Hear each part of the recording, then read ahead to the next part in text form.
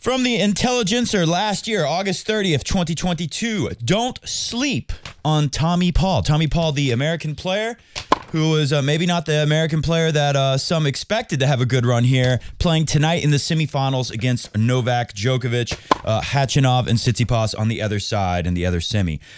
Anyways, from the Intelligencer, August 30th last year, don't sleep on Tommy Paul by Kyra Connor. Most Americans grow up playing on hard courts, but Tommy Paul crafted his game on clay courts in his hometown of Greenville, North Carolina, before moving to Florida for more intensive training.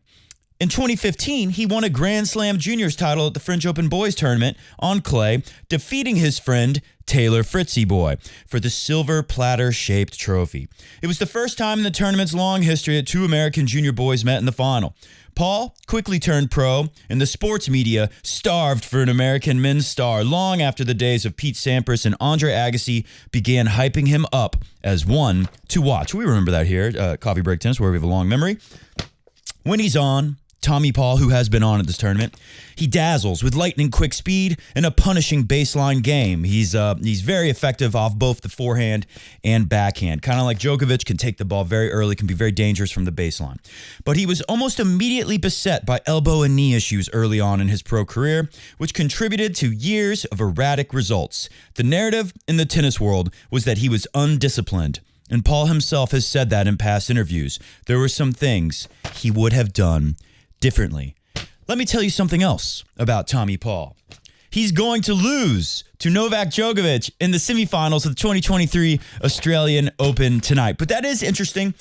He said he regrets some things, and one thing I found very interesting was that he said he regretted if he could go back and do it all over again after winning that French Open against Taylor Fritz, which we'll talk about a little bit in a moment. Mr. Taylor Fritz and all of his friends from Netflix. What a bad idea. Did you watch it? I don't get that Netflix show. Who is it for? It's not for tennis fans, the way they're like explaining the scoring system. It's supposedly for people who've never watched tennis before or don't have an interest in tennis, and it's supposedly going to make them become tennis fans. I don't know how the ratings work in Netflix. I don't think you can see them, but I'm guessing that the Breakpoint Netflix series, which the curse is real, by the way. We'll get to that in just a moment. I think there's not many people watching it other than some tennis fans like myself who watched a little tiny bit of it. It's interesting to see some behind-the-scenes stuff, but overall, it doesn't seem like it's made for someone like me who likes tennis. I don't get it. I don't get the whole thing. Anyways, Tommy Paul says he regrets not playing college like John Isner did. And then we got this new guy, Blake Shelton. Just kidding. That's somebody else. Ben Shelton. Ben Shelton has been, to me, the most interesting thing at this weird Australian Open where the men's game is becoming the women's game as the era of the big three is slowly fading. Of course, Djokovic is going very strong. I think he's going to win it here. I'll just put that out at the beginning of the video. But with Nadal now, everyone thinks he's going to retire. Maybe he will. The injury, I mean, if you think about it, Nadal was basically injured when he won the French Open last year. Remember, they had to numb his foot? He was pretty much injured all of last year, except for maybe at the beginning of the year, although he was coming off of injury before he won the Australian Open, if you remember that. So now Nadal injured again. It seems like he's chronically injured with multiple injuries. Who knows what's going to happen with him? Of course, Roger is gone. Maybe he'll come back, but that looks unlikely. The fact that Roger is skiing now attests to the unlikelihood of Roger's return. But in this weird era now, after what we've just been through, the GOAT era, where the two big names of the big three are pretty much not doing anything right now. Talking about Rafa, of course, Roger's not doing anything. We've seen some strange results, just like the top two seeds in both sides of the draw. Of course, Djokovic should be number one, but because of the strange Wimbledon no points thing last year and being banned from half of the tournaments, Djokovic is somehow not number one, although being as close as one could be while being banned from half of the year's tournaments and having your Wimbledon's points taken away.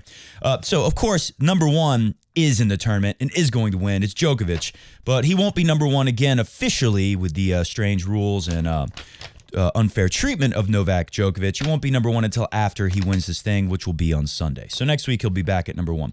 But the number 1 and 2 women's players are out. Number 1 and 2 seeds are out in the U.S. We've got a bunch of people you've never seen before doing well, like a Ben Shelton. Maybe you'll remember him. He had some results at Cincinnati and the U.S. Open last year. But anyway, I'm just going to do a few things from this year's Australian Open that really stand out to me. Let's go, number one, to the highlight reel. Novak Djokovic and the fake injury, it's kind of ridiculous to say that Djokovic is faking the injury. The bottom line to me is, let's take a look as he moves around here. You see the tape on the left hamstring, thigh, whatever you want to call that thing there below his hip, and gluteus maximi.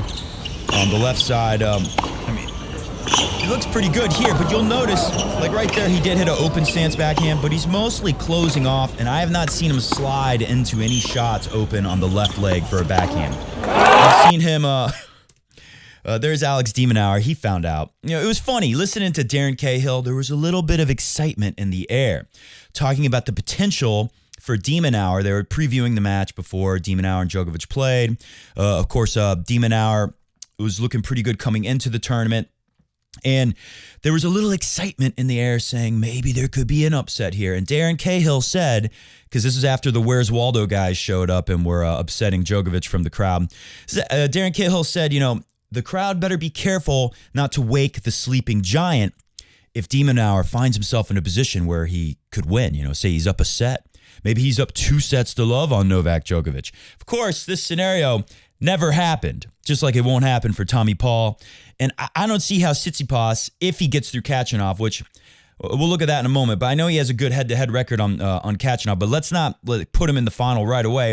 And even if Tsitsipas makes the final, after that French Open result, do you really think Tsitsipas, after that loss to Rublev at the World Tour Finals in Torino, do you think that Tsitsipas is going to be able to take down Djokovic here, of all places, at the Australian Open? Anyway, so a lot of people say that injury was fake. The bottom line for me is that injury affects Djokovic differently than it would affect me or you or anyone else pretty much, because even guys on the tour, I don't think bounce back from injury as well as Novak Djokovic. Remember the picture of Djokovic at the Olympics with the ballerinas or the gymnasts, whatever they were, the most flexible women in the world. Of course, women are naturally more flexible, than men. And Djokovic was down there doing a split pretty much equal to their abilities to do a split. The way Djokovic takes care of his body, it's no surprise that he has a real injury and it's not affecting him as much as it would affect normal people. So I think the injury is real, and it's really not going to be a major factor unless something extra happens that we can't see maybe on the court. But Djokovic looks so good. Like I said, he's not sliding on the left leg as much, but I think he's a lock. He's going to win. I don't see how any of these guys are going to beat him. It takes a little bit of the mystery out of it all, I guess, but this is his tournament. We knew he was coming back for revenge after being deported last year. I will say that the one way Djokovic could not win here is if he's deported again, which, believe it or not, some Australians want that. There's some polling on that. I didn't print the story up, but that's out there if you want to look for it yourself and read a little bit about there. Some Australians, including one radio host, have demanded that Djokovic be deported. I think it was actually triggered by him saying that we know how Demon feels about me from what he said last year. Demon basically wanted Djokovic to get deported right away. If I understand correctly, I don't remember. I didn't look into it too much. Anyways, I did look at this, however.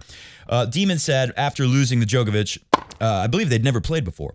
What I experienced tonight against Novak was Novak very close to his best. If that's the level, then he's definitely the guy who's going to take the title. We agree. All right, let's move on to my second interesting thing from the Australian Open so far, and that's Mr. Ben Shelton. Here it goes. Two more questions for you. You've got your coaching team up there. Your dad, of course. Your dad's up there. Doing a lot of turning. Shaking his head no right away. Speaking to them up there. What are you saying to them exactly? Look at those guys. What are they saying to you? How does that help you out on court? Well, my dad's not here. I wish. I don't know who in the box looks like my dad, but yeah, they've been really helpful. I don't know who in the box looks like my dad. Let's take a look at the box.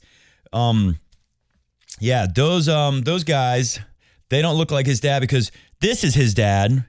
But I just want to say one thing about him. Also, a court I've been hard on. He's got Stepanik. Remember, Agassi and Stepanik teamed up to ruin the greatest player of all time's 2018 season, was it? I think when Djokovic had the elbow procedure and did a lot of losing the guys he should have never lost to in his entire career. That was Agassi and Stepanik behind that. And now I know that Korda has been calling Agassi, and of course you see Stepanek in the box. So despite that, me saying run from Agassi, run away from Andre Agassi. Despite that, I have enjoyed watching Korda. And a thing I noticed about Shelton and Korda, one, their fitness level is just not going to stand up to guys who have been doing this for so many years, training at this level, playing best of 5 sets, 4 majors a year. So not a surprise, even though they did well and they won 5-set matches, but not by the time they get deep in the tournament in the quarterfinals. But one thing I thought was interesting, Shelton and Korda both have tennis families. I think Shelton and Korda both have parents that both played tennis at a high level. Obviously, Korda's dad won the Australian Open and did this. That's another reason why it's hard for me to be a big Korda fan, even though I really enjoyed watching his game at the Australian Open this year. But his dad, man, doing that strange scissor celebration, it's a strange look. The whole thing. Korda, he's got a strange look like his dad too. Anyways, let's not fault the guy for the way he looks too much, though. But they both played well at the net. Maybe it's because their dad, Shelton's dad made it to a 4th round. I don't know which major, but he had gone as far as a 4th round in the majors when he played. That era, pretty much everyone has a good slice backhand. And I noticed that Korda, Ben Shelton, not Blake Shelton, they both have a nice backhand slice. So that's cool to see. Shelton has one of the best serves we've seen from a young guy. He's kind of Kyrgios-like with his serve and his forehand. Backhand, not as good as a Kyrgios. Not as versatile, but a lot of upside for Ben Shelton. This is a player to be really excited about for Americans and way more likable than Taylor Fritz and some of the other Americans. Tommy Paul, pretty likable, but we all know what's about to happen to him. Anyways, let's look at this Netflix curse. Take a look at the pictures there. They all lost. Felix Auger made it to the 4th round, so at least he made it to Sunday of the first week. Almost made it into week 2. Of course, Kyrgios, a few players didn't even make it. This Netflix show, I really hate it. I really hate this Netflix show a lot. I thought I would like it. Maybe I should watch it more. Maybe I'm just so turned off by the scene where Taylor Fritz is like, God, baby, I'm so excited to play at the Australian Open. And then his girlfriend's like, I'm so excited to watch you. And some of the other stuff she said about how tennis is like a boring sport and typically not cool. So I'm not very friendly towards them. There's a lot of likable players here. Casper Ruud, but maybe why things went wrong for Casper Ruud is because he's been doing this. Listen to this coach.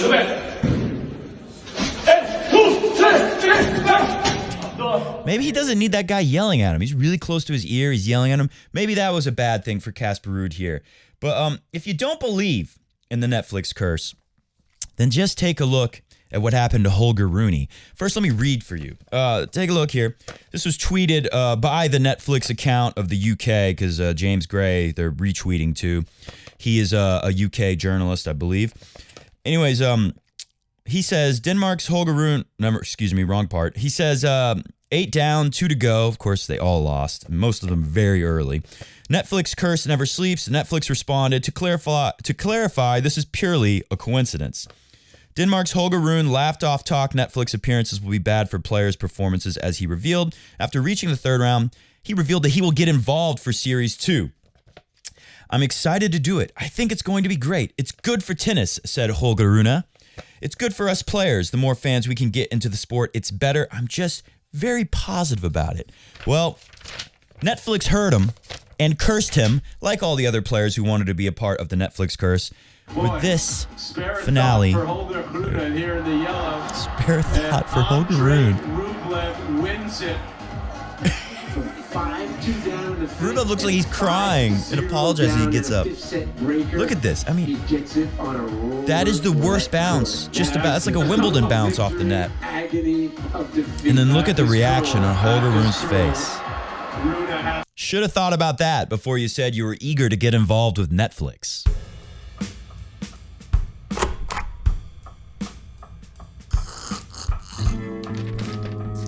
Welcome to Coffee Break Tennis. Good to be back. I'm your host, Matt Bradshaw. Mr. Goat, co-host, Talking Tennis Cat, is not here today. He's on leave. Anyways, we'll get him in here soon before the end of the tournament or after the final. At least we promise Mr. Goat will be right there doing something interesting probably. Don't have a lot of time today. but that's okay because we've got some big matches coming up soon, and we'll have plenty to talk about then. But let's just take a look at this. Khachanov and Tsitsipas head-to-head. It is not a favorable one. However, I will give Khachanov a chance here because remember how Tsitsipas looked so good destroying Rublev at a big tournament in Italy, right? The World Tour Finals. Looked so good and then completely falls apart and Rublev blows him away. I mean, Khachanov's got weapons. Khachanov looks as good as ever. I love Khachanov's attitude. What is his name? Vitas Gerulaitis. He said, no one beats Gerulaitis after Borg. He finally beat Borg after he was down head-to-head 10-0, 15-0, something crazy like that. And he adds 1 to the number and says, no one beats Vitas Gerulaitis 16 times in a row. Whatever the number was. Khachanov, do we think Tsitsipas is going to beat him 6 times in a row? Yeah, Tsitsipas is more versatile. He's got more weapons, you could say. Maybe the backhand return is going to be a more solid shot for Khachanov than Tsitsipas. We could say that on this fast court. It is very fast. But I don't know. I don't want to just say right away Tsitsipas is going to get through. He should get through. I don't trust Tsitsipas mentally. It's nice to see guys like Ben Shelton who don't have all this baggage. Tsitsipas, a lot of baggage. We'll see what happens. It could end up with him yelling at his family, mainly his dad, with Philippoussis hiding. Anyway, so we'll see what happens with that. I want to say Tsitsipas wins. Of course, Djokovic-Tsitsipas seems like the final here, but I give Khachanov a very good chance for an upset. No one beats Khachanov besides the big three 6 times in a row. Looking back on his draw a little bit, of course, he took down Korda. Korda had to retire with the wrist issue for that match. Like I said, I think these guys, hopefully Korda's okay, and this is not. We'll see. Is he going to be like Kei Nishikori now? Or is he going to bounce back? I hope Korda bounces back because he's got a nice game. Same with Shelton. They both, have nice slice backhands. They both were comfortable coming into the net. I think that has something to do with their dads who played the old school game. And they were exciting to watch here on a fast court, well-equipped to deal with it. I like how Korda dealt with Medvedev. It was pretty impressive coming into net more, able to neutralize Medvedev's, return position from deep back. So that was nice to see a young American player come up with a game plan who could take out a guy who should have been one of the top contenders here. Hooby Dooby, Hurkacz. That was a pretty wild match, and I guess you could say Korda in some ways was lucky to win that match. But to me, Hooby's another one of these mentally damaged goods guys with some baggage, some mental, emotional baggage from bad experiences on the tour. Some of these guys are able to put that stuff behind them and get stronger. And as Karen Khachanov said, they asked him, what have you been doing? He said, I think I basically reinvented myself. I don't know if Hooby reinvented himself. I don't know if Tsitsipas is going to feel like he reinvented himself if he finds himself in a dangerous position against Khachanov. It's going to be a good match, though. I would say Tsitsipas wins in 4 or 5 sets, something like that. But give Khachanov a chance here, who also took out the TFO. Okay, Felix losing to Leheshka. Felix Auger, that's the Netflix curse at work if it ever was. Leheshka had never won a match in a main draw ever before. Hit the music. I got to get out of here to go teach. Sorry, we weren't able to start this thing earlier and get it going. I actually was having some technical difficulties, probably because I haven't made a show in so long. All my technology pretty much stopped working because it hadn't been used in a while. Maybe that was the case. Anyways, Rublev and Djokovic, that match wasn't that bad. Like Djokovic said, the scoreline doesn't really do it justice. Rublev was playing pretty well. Djokovic is on a mission. His team, I thought it was nice to hear Djokovic thank his team. Remember that? Did you see the part where he mentioned Federer's name and the crowd did like a standing ovation? And then just play the clip. We have it. Remember your first semifinal in a major? Do you remember who? I don't have the answer. I'm just asking. Do you remember what it was like for you to experience that? I think it was a U.S. Open back in 2007. I was fortunate to. It seems quite a long time ago, actually now, I was fortunate to win that semifinals. But in the finals, I lost to Roger, and